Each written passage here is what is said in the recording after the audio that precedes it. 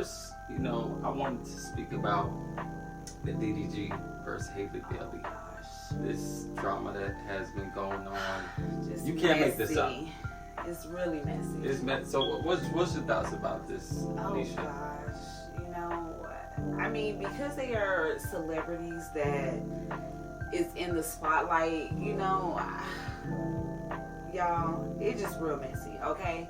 All these allegations about domestic, violence and stuff like that. Like, where is this even coming from?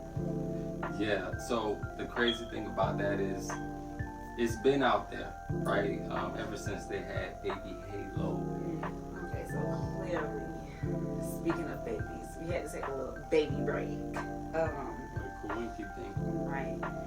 But yeah, I just think like situations like this is just, I feel like it shouldn't be broadcast like this because, your kid's going to have to grow up and see this. Like, things that are on the internet, you cannot take them away. Like, once it's there, it's there, And this stuff will forever follow them.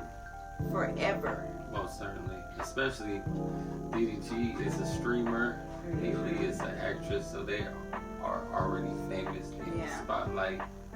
But the sad part is that people are choosing sides, and I feel like people are choosing the wrong sides. Everybody jumping down DDG back because we know he don't live in the best positive light. However, he's had his receipts too, and the receipts lately that has coming out is speaking about suicidal ideations with Halle and having proof in his text messages. Are those really her text messages? It's like we really don't know. I mean, but it's still proof of her harming him, like with a knife, YouTube purposes, or just in general putting her hands on him. His brother said that the friends who's been around him, even when I think it was a couple of months ago last year where DDG had the picture of himself in the hospital and then he had the gash in his finger. That was his thumb. And because she had a knife around him, they had some type of confrontation. And it ain't like he was trying to snitch on her, but he was trying to say like, hey, I'm the good guy in this situation as well. Right? So the baby is all that matters when it comes in this situation, and he's been fighting for custody. They denied it. He tried to say she was going through a mental health crisis. They just threw all of that out the window, and I just feel like somebody needs to do some more investigation with that. They could have some type of equality when it comes to this. And I just feel like you just have to, I know, and it's kind of hard because what I'm about to say is that you should really, really think and be considerate about the people who you have kids with, because that has an effect on you and that kid. Most certainly. And I know I say this, and some people like, well, you just never know, because some people do turn on you. Yeah, they do. Some people, they do. Things do happen where people outgrow each other. I just feel like you just got to be a mature adult about it, and not all that.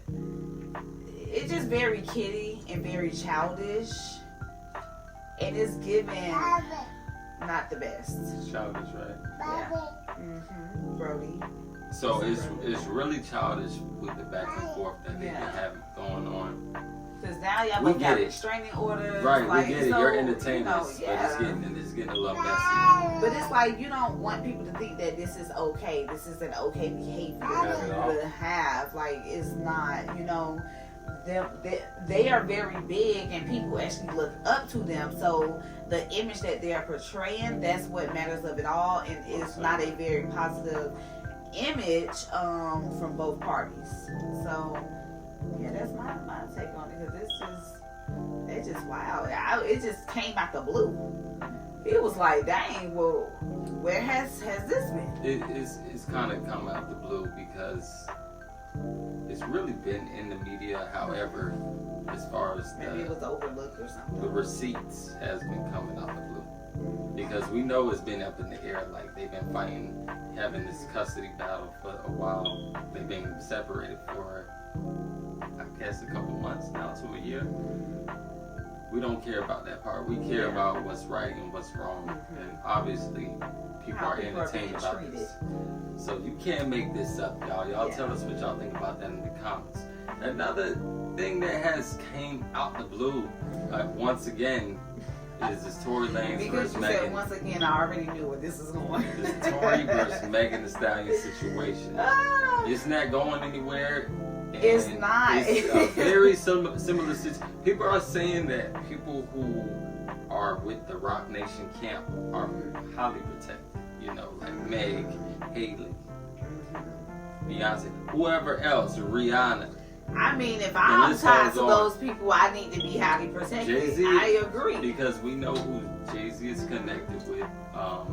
They say she is a former informant or current informant. I'm not going to say Mrs. Perez's full name, but I think y'all know who she is. And it's kind of making a little bit of sense. I'm not very strong in these areas when it comes to looking up who is snitching and who's not, who's working for the cartel. That's not my job, but I do know when somebody is having some type of power in this industry, and it's inevitable that the Rock Nation camp has power, and anybody who's on their camp is highly protected. So in that case, the Meg